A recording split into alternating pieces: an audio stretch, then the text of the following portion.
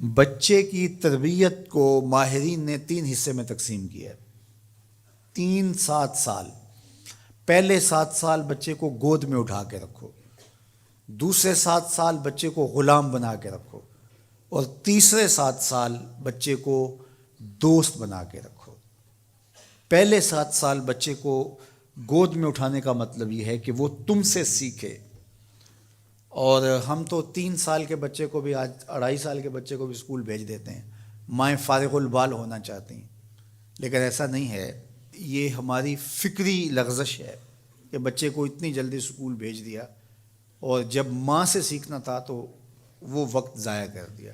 آج بھی جاپان میں 7-8 سال کا بچہ اسکول جاتا ہے، اور آج بھی کچھ اور ممالک کے اندر بھی انہوں نے یہ طے کر دیا ہے کہ 7 سال سے پہلے بچہ اسکول نہ جائے، تو وہ گھر میں بیٹھ کے سیکھتا ہے۔ یہ اس کی تربیت کا مرحلہ ہے، اس کا یہ مرحلہ یہاں مکمل ہونا چاہیے۔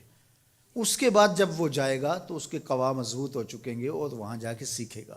یہ پہلا اس کا مرحلہ یہاں سیکھنے کا ہے۔ ظاہر ہے باپ تو وہ توجہ نہیں دے پاتا، تو ماں کو بھرپور توجہ بچے کی طرف دینی چاہیے۔ عمومی طور پہ ماضی میں مائیں اپنے بچوں کی تربیت میں انتہائی مبالغہ کرتی تھی اور بہت زیادہ محنت شاقہ کرتی تھی، چونکہ ان کی توجہات کا کوئی اور مرکز نہیں ہوا کرتا تھا، اور وہ سمجھتی تھی کہ ہمارا یہی کام ہے کہ ہم بچوں کی اچھی تربیت کر لیں، اور چند بچوں کی تربیت ہی ماں کی ذمہ داری ہے، اور یہ اگر احسن طریقے سے نبھا دے تو اس نے اپنا حصہ امت میں بھی ڈال دیا، معاشرت میں بھی ڈال دیا، اور قوم بنانے کے اندر بھی اپنا حصہ ڈال دیا۔ لیکن اگر وہ اپنا یہ فریضہ انجام نہیں دیتی، اس میں کوتاہی کر دیتی ہے، تو اس نے پھر کچھ بھی نہ کیا۔ اچھی نسل اچھی ماؤں کی گود سے پروان چڑھ کے ہی معاشرے کو نصیب ہوتی ہے، اور یہ بنیادی اکائیاں ہیں، بنیادی اینٹیں ہیں جس سے معاشرت ترتیب پاتی ہے۔ اس لیے یہ ماؤں کی ذمہ داری ہے۔ اور دوسرے 7 سال جو ہے وہ غلام بنا کے رکھو، مطلب کیا کہ ان پر احکام نافذ کرو۔ وہ از خود فیصلے نہیں کر پاتے اور اچھے نہیں کر پائیں گے، ان کے فیصلے تم کرو، ماں باپ۔ اور پھر اس کے بعد اگلے 7 سال جو ہیں وہ ان کو دوست بنا کے رکھو، چونکہ عموماً جو ہے وہ 14 سے 21 سال تک کی عمر کے بچے جو ہیں وہ دوستیوں سے، اطراف سے سیکھتے ہیں، چونکہ وہ اگرچہ تمیز نہیں رکھتے ہوتے پوری طرح، لیکن پھر بھی ان کی طبع یہ ہوتی ہے کہ وہ سمجھتے ہیں کہ ہم اطراف سے اچھا سیکھ سکتے ہیں، اور وہ بعض کا ماں باپ کو دقیانوس بھی سمجھنے لگ جاتے ہیں۔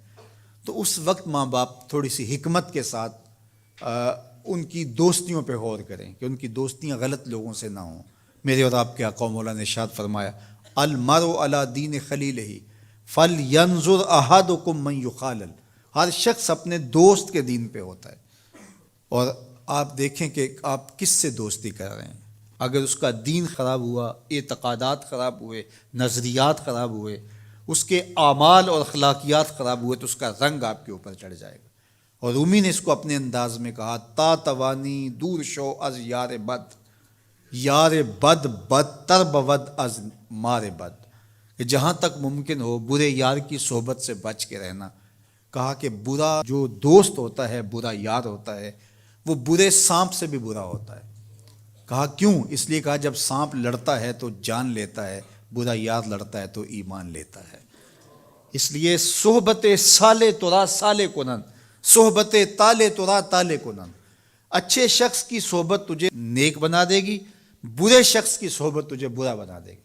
شیخ سعدی فرماتے ہیں، میں حمام میں گیا تو وہاں کسی نے مٹی رکھی تھی، تو میں نے اس کو اٹھایا تو اس سے مہک آ رہی تھی، میں مست ہونے لگا اس کی دل آویز خوشبو سے۔